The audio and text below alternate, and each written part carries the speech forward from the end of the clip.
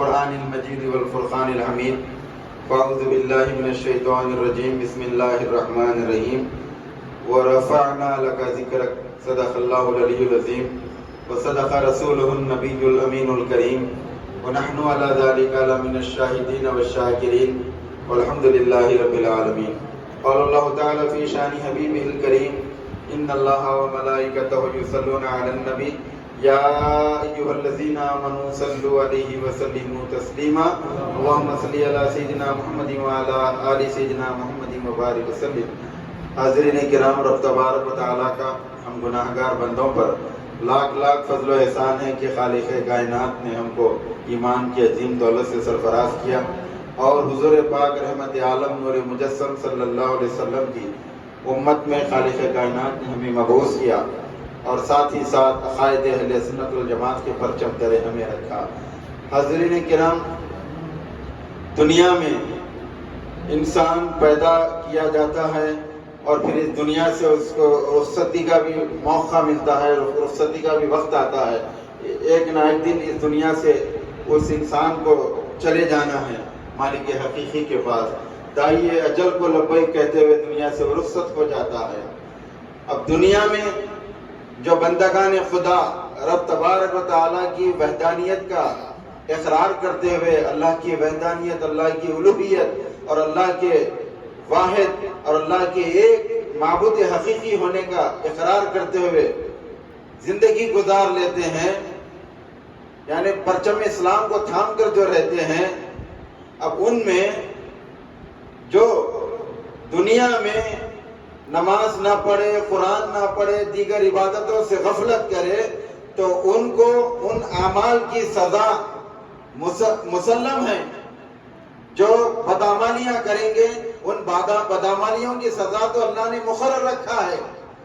چاہے بعض کو دنیا میں بھی دے دیتا ہے، لیکن کوئی ضروری نہیں ہے کہ ان کو دنیا ہی میں سزا دی جائے. مرنے کے بعد تو سزا ان کو مسلم ہے. حقیقت میں مرنے کے بعد عالم برزخ میں مختلف اشکال میں ان کو سزائیں دی جائے گی. پھر حشر کے میدان میں، میدان حشر میں تو جب فیصلہ ہوگا، فیصلے کے بعد ان کو کیا سزا ہوگی آپ کو معلوم ہے یہ بات. لیکن دو اعمال ایسے ہیں جس کی سزا خالق کائنات دنیا ہی میں دے دیتا ہے. اب کوئی نماز نہیں پڑھ رہا، قرآن نہیں پڑھ رہا، مختلف قسم کے گناہوں میں ملوث ہے تو اس کی سزائیں عالم برزخ میں بھی دی جائے گی، قبر میں دی جائے گی، حشر کے میدان میں ہوگی. لیکن دو گناہ ایسے ہیں جس کی سزائیں خود دنیا میں اللہ دے دیتا ہے. ایک گناہ جو بچہ، جو اولاد اپنے ماں باپ کے ساتھ نافرمانی کرتی ہے، ان نافرمان اولاد کو خالق کائنات دنیا ہی میں سزا دے دیتا ہے. نافرمان اولاد کو دنیا ہی میں سزا دے دیتا ہے. اس کی وجہ یہ ہے تاکہ ان سزا یافتہ لوگوں کو دیکھ کر دیگر اولاد کو ایک تحریک ملے کہ دیکھو یہ شخص اپنے ماں باپ کے ساتھ اس طرح کا سلوک کیا کرتا تھا، اللہ تعالیٰ نے اسے اس طرح کے عذاب میں ڈال دیا. یہ عذاب دیکھ کر لوگوں کی آنکھیں کھل جائے اور دیگر لوگ اپنے ماں باپ کے ساتھ نافرمانی سے باز آ جائیں. اس لیے دنیا ہی میں ان کو اللہ کا عذاب آ جاتا ہے. اور دوسرا وہ شخص جو نبی آخر زمان میرے اور آپ کے آقا مدنی تاجدار علیہ السلام کی شان اقدس میں گستاخی کرنے کی جرأت کرتا ہے، اس گستاخ رسول کو خالق کائنات دنیا ہی میں سزا دیتا ہے. مرنے کے بعد نہیں، دنیا ہی میں اس کو سزا دیتا ہے. آپ تاریخ کا جائزہ لیں، جب بھی دشمنان اسلام نے اسلام کے خلاف پیغمبر اسلام میرے اور آپ کے آقا نامدار علیہ السلام کی شان میں گستاخی کرنے کی جرأت کی ہے، کوششیں کی ہے، ان گستاخان رسول کو اللہ نے کس طرح سے عبرتناک سزائیں دی ہے. آپ اس کا جائزہ لیں، تاریخ کو پڑھیں تو پتا چلے گا. ڈنمارک کا وہ واقعہ آپ دیکھیں، پچھلے کئی سال پہلے جو شخص نے پیارے نبی علیہ السلام کی شان میں بے ادبی کرتے ہوئے گستاخانہ کارٹونز بنائے تھے، اس کا کیا حال ہوا؟ پوری فیملی کے ساتھ جل کے خاک ہو گیا، مٹی میں مل گیا۔ دنیا والوں نے دیکھا جو رسول پاک کی شان میں بے ادبی کرتا ہے، گستاخانہ کارٹونز بناتا ہے، اس کا کیا عبرتناک انجام ہوا۔ اسی طرح آج ہمارے ہندوستان میں جو ملعونہ پیارے نبی علیہ الصلوۃ والسلام کی شان میں بکواس کرتی ہے، گستاخی کرتی ہے، یقیناً ہمارا عقیدہ اور ایمان ہے بہت جلد خالق کائنات اس کو بھی ایسی ہی عبرتناک سزا دے گا۔ یہ جتنے گستاخیاں ہو رہی ہے اس کے پیچھے بہت بڑا راز ہے۔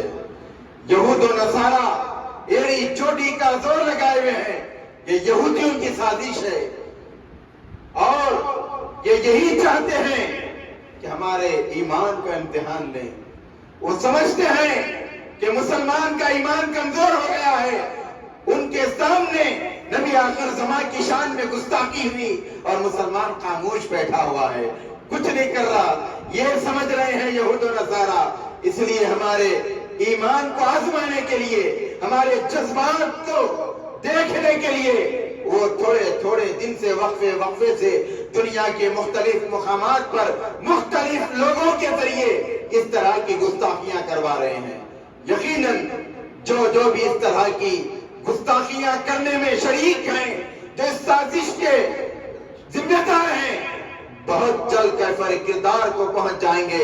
ان کو اللہ تعالیٰ بہت جلد عبرتناک سزائیں بھی دے گا۔ اور بہت افسوس کی بات ہے کہ ہمارے ہی ہندوستان کی ایک ریاست، یعنی ہماری ریاست تلنگانہ کی اسمبلی سے تعلق رکھنے والے اسمبلی کے رکن ایک ملعون راجہ سنگھ نے ایک ایسی عظیم المرتبت ہستی کی شان میں ایسی فحشیات قسم کی گندی گفتگو کی ہے جس کو میں دہرانا بھی نہیں چاہتا، اور یوٹیوب وغیرہ پر اس کا جو بیان ہے، جو گندی گفتگو اس نے کیا ہے، آپ بھی بلکہ اس کو نہ سنیں۔ ایسی گندی گفتگو اس نے کی ہے غریب نواز کی شان میں۔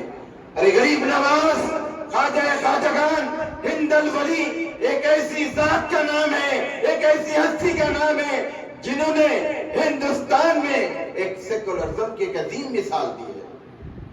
آپ کا آستانہ، آپ کی بارگاہ اجمیر شریف آج مرجع خلائق بنی ہوئی ہے۔ اجمیر شریف میں صرف مسلمان ہی نہیں بلکہ خود غیر مسلم زائرین کے کثیر تعداد وہاں موجود رہتی ہے، کثیر تعداد میں لوگ آتے ہیں، اور جو جماعت سے جس کا تعلق ہے، جس جماعت کا وہ رکن اسمبلی ہے، اسی جماعت کے وزیر اعظم خود سال میں ایک مرتبہ اور سے مبارک خواجہ خواجگان کے موقع پر حکومت ہند کی جانب سے چادر گل، چادر مبارک وغیرہ پیش کی جاتی ہے، کیونکہ انہیں معلوم ہے جس دن چادر غریب نواز حکومت کی جانب سے روک دی جائے گی اس دن ہندوستان کا تختہ پلٹ دیا جائے گا، کیونکہ اصل تو راجہ ہندوستان کے روحانی حکمران غریب نواز ہے، اصل حکمران غریب نواز ہے۔ غریب نواز کی حکومت ہے یہاں پر، روحانی طور پر سب کو نظر نہیں آتی، اس لیے ان کو معلوم ہے غریب نواز کے پاس چادر بھیجنا پڑے گا۔ تمہارے آقا چادر بھیج رہے ہیں اور تم کچھ بنتے دو کوڑی کے ہو کر غریب نواز کی شان میں اس طرح کی بے ادبی کر رہے ہیں۔ دیکھنا راجہ سنگھ نے جس طرح کی غریب نواز کی شان میں بے ادبی کی ہے، کیونکہ خالق کائنات کا ارشاد نہیں معلوم، خالق کائنات کا فرمان نہیں معلوم۔ حالانکہ اکثر ہمارے برادران وطن ہندو سیکولر بھائی جو سیکولر ذہن رکھتے ہیں وہ اسلام سے کچھ واقفیت ضرور رکھتے ہیں، اسلام کے بارے میں ان کو جانکاری ہوتی ہے، ان کو معلوم ہے اسلام کیسا مذہب ہے۔ جن کا ذہن صاف ہے سیکولر ہندو بھائی یقیناً اسلام سے واقف ہے، اس لیے وہ کبھی اس طرح کی گفتگو نہیں کرتا۔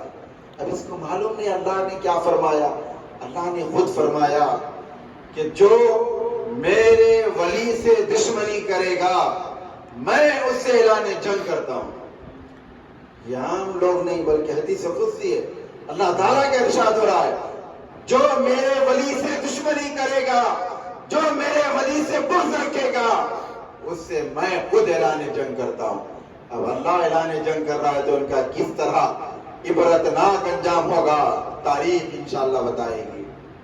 بہرحال خواجہ خواجگان ہند الولی عطائے رسول کا آستانہ آج ہندوستان کے سارے مقامات پر، مذہبی مقامات کو جا کے دیکھ لیں، جتنی مذہبی عبادت گاہیں ہیں، مذہبی مقامات ہیں، صرف اور صرف غریب نواز کا اس ہندوستان میں ایک واحد آستانہ ہے جو سیکولرزم کی، جمہوریت کی ایک عظیم مثال ہمیں دکھائی دیتی ہے۔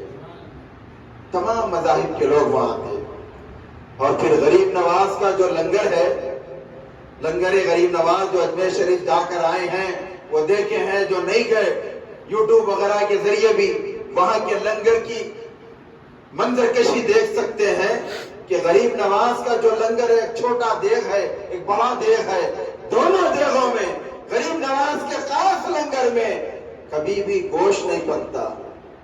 کیوں؟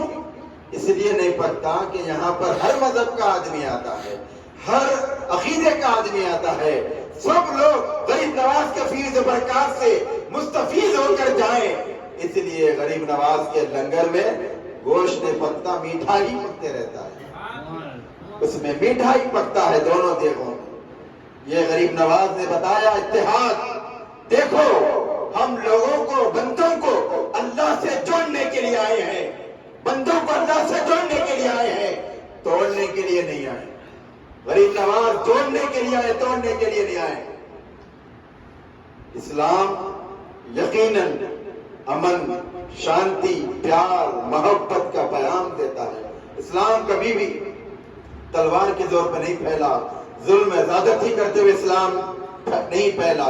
اسلام کی دعوت کبھی بھی کسی پر ظلم کرتے ہوئے یا کسی کے گلے پر تلوار رکھ کر نہیں دی گئی، بلکہ پیار، محبت اور خود بھائی چارگی سے اسلام کی دعوت دی گئی۔ غریب نواز قدس اللہ سرہ العزیز نے اس ہندوستان میں جو اسلام کی تبلیغ کی، اسلام کے مشن کو آگے بڑھایا، نہ آپ نے کوئی واعظ کیا، نہ کوئی تبلیغ کے لیے چلہ کشی کی، نہ کوئی اجتماعات آپ نے رکھے، بلکہ غریب نواز جہاں جہاں سے گزرتے جاتے، غریب نواز کے حسن سلوک کو دیکھ کر، غریب نواز کے نورانی چہرے کو دیکھ کر لوگ دور دور سے آتے اور غریب نواز کے چہرے کو دیکھ کر اسلام میں داخل ہوتے جاتے۔